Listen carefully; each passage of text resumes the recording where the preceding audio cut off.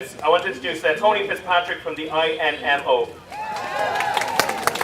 Hello, thank you very much, and I wish to congratulate you all on taking the time to come out in these terrible conditions today. You could have been at an electric picnic. But I have only two very short points to make. I think one thing that's very important that people realise that there are services remaining here in this hospital. The HSE this week cruelly removed surgical services. But I think you must realise there is a very good medical services that remains here, and it's vitally important, and this is a very important point, that people continue to use this hospital. If you get injured in a football match, you should attend this A&E department. If you have an asthma attack, you should attend this hospital. If you have chest pain, you should attend this hospital.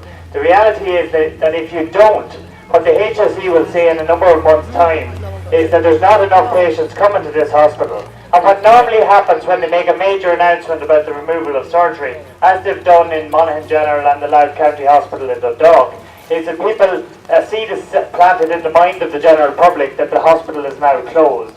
People must realise it's not closed, it is open for medical business, and people should show up and support this hospital. Otherwise, those services will be taken away shortly as well.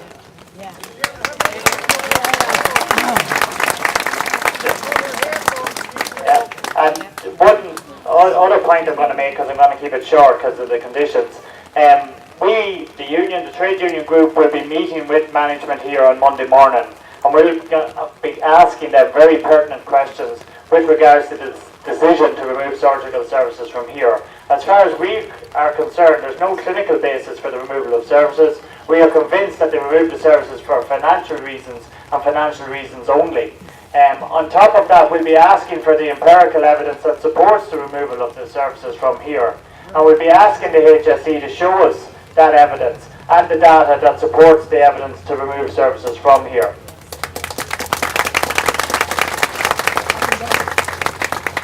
And the reality is the way that staff and indeed the general public have been treated with regards by the faceless bureaucrats within the HSE has been deplorable over the last week.